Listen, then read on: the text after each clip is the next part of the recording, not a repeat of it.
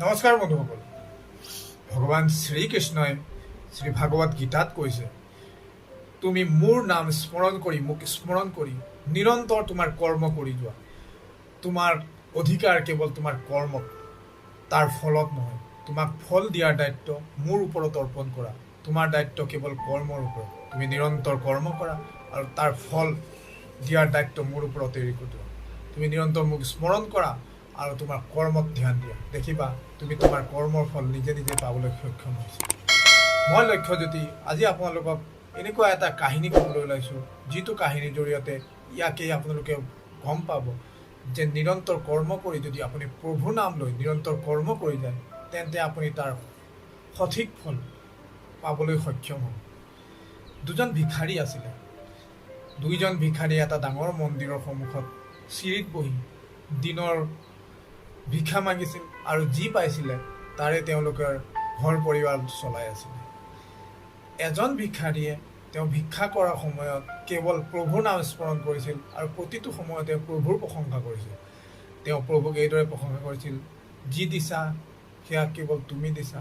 সকলো লোকক এনেদৰে শক্তি দিয়া যেন তেওঁলোকে তেওঁলোকৰ ভাগৰ কিবা এটা দি মোৰ দৰে মানুহবোৰকো চলাই নিব পাৰে। এনেদৰে তেওঁ প্ৰভুৰ প্ৰশংসা কৰিছিল আৰু নিৰন্তৰ নিজৰ কৰ্ম কৰি গৈছিল। আৰু আনজন ভিক্ষাৰীয়ে নিৰন্তৰ যিসকল মন্দিৰলৈ ভকত আহিছিল, যিসকল লোক আহিছিল, তেওঁলোকক দেখি বেলেগ বেলেগ ধৰণে প্ৰশংসা কৰিছিল। যোনজন লোক আহিছিল তেওঁক দেখি তেওঁৰ প্ৰশংসাত পঞ্চমুখ হৈ পৰিছিল আৰু এনেদৰে তেওঁলোকৰ জীৱনধাৰা চলি আছিল। প্ৰতি সপ্তাহতে সেই মন্দিৰটোলৈ এজন বিখ্যাত ধনী মানুহ অহা কৰিছিল। তেওঁ প্ৰতিবাৰ মন্দিৰলৈ আহিলে দেখে ভিক্ষাৰী দুজনে নিজৰ নিজৰ ভিক্ষাবৃত্তিত নিজকে নিয়োজিত কৰি ৰাখিছে আৰু এজনে কেৱল তেওঁৰ প্ৰশংসাত পঞ্চমুখ হৈ থাকে আৰু আনজন কেৱল ভগৱানৰ প্ৰশংসাত পঞ্চমুখ হৈ থাকে। সেই মালিকজনে, সেই ডাঙৰ ধনী ব্যক্তিজনে চিন্তা কৰিলে, এজন ব্যক্তিয়ে, এজন ভিক্ষাৰীয়ে যেতিয়া ভগৱানৰ প্ৰশংসাত পঞ্চমুখ হৈ থাকে, তেওঁক যি দিব লগা আছে ভগৱানে দিব। কিন্তু আনজন ভিক্ষাৰীয়ে, যিজনে তেওঁৰ প্ৰশংসা কৰি থাকে, তেওঁক কিবা এটা দি এজন ভাল মানুহ, এজন ধনী মানুহ বনোৱাৰ কথা ভাবিলে আৰু তেওঁ এদিন ঘৰলৈ উভতি গৈ এটা ডাঙৰ চৰিয়াত এক চৰিয়া ক্ষীৰ ভৰাই তেওঁলৈ দি পঠালে আৰু সেই ক্ষীৰৰ তলতে অলপমান সোণৰ মুদ্ৰা অলপমান দি তেওঁলৈ পঠাই দিলে, যাতে তেওঁ সেই ক্ষীৰখিনি খোৱাৰ পিছত তেওঁ সেই সোণৰ মুদ্ৰাখিনি পায় আৰু তেওঁ সেইখিনি বেছি এজন ধনী ব্যক্তি হ'ব, এজন চলিব পৰা ব্যক্তি হৈ সমাজত নিজকে প্ৰতিষ্ঠা কৰিব পাৰে। এইদৰে ক্ষীৰখিনি পোৱাৰ পিছত ভিক্ষাৰীজন অত্যন্ত সুখী হৈ পৰিলে। তেওঁ সন্মুখত বহি থকা সেই ভগৱানৰ ভক্তিজনক ভিক্ষাৰীজনক ক'বলৈ ধৰিলে, চোৱা, তুমি সদায় ভগৱানৰ পূজা কৰা, ভগৱানৰ তাৰিফ কৰা, ভগৱানে তোমাক একো নিদিয়ে আৰু মই মানুহৰ তাৰিফ কৰোঁ, এইদৰে মালিকবোৰৰ তাৰিফ কৰোঁ। ইয়াৰ মালিকবোৰে মোলৈ কিদৰে বস্তু দি পঠাইছোৱা, এতিয়া ইমান চৰিয়া ক্ষীৰ দি পঠাইছে মোলৈ। সেইদৰে কৈ তেওঁ ক্ষীৰ খাবলৈ আৰম্ভ কৰিলে।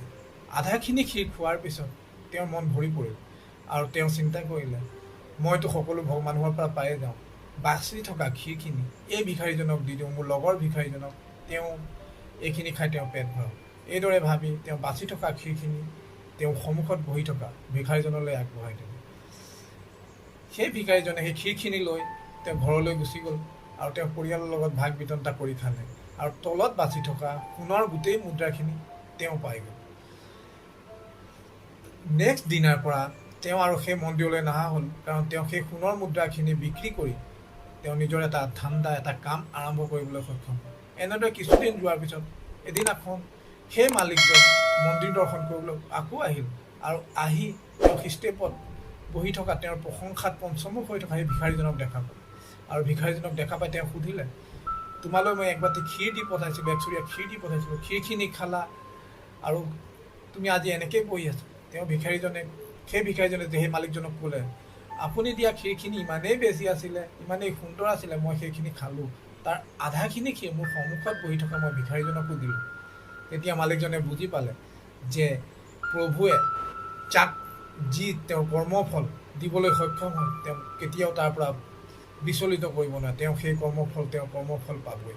সেইকাৰণেই নিৰন্তৰ আপুনি আপোনাৰ কৰ্ম কৰিব আৰু তাৰ ফলৰ কাৰণে চিন্তা নকৰিব। ফল আপোনাক প্ৰভুৱে দিব। প্ৰভুক নিৰন্তৰ স্মৰণ কৰক আৰু নিজৰ কৰ্মত প্ৰতিটো সময়তে নিয়োজিত হৈ থাকক। দেখিব আপুনি আপোনাৰ কৰ্মৰ ফল পাবলৈ সক্ষম হ'ব। ইয়াকে কৈ মই মোৰ এই সৰু মটিভেশ্যনেল ভিডিঅ'টো সামৰণি মাৰিছোঁ। যদি আপোনাৰ মোৰ এই ভিডিঅ'টো ভাল লাগিছে তেন্তে লাইক কৰিব, ছাবস্ক্ৰাইব কৰিব আৰু শ্বেয়াৰ কৰি দিবলৈ নাপাহৰিব, যাতে আগন্তুক দিনত মোৰ আহিবলগীয়া ভিডিঅ'বোৰ আপোনালোকে এইদৰে চাবলৈ পায়। ধন্যবাদ। জয় হিন্দ।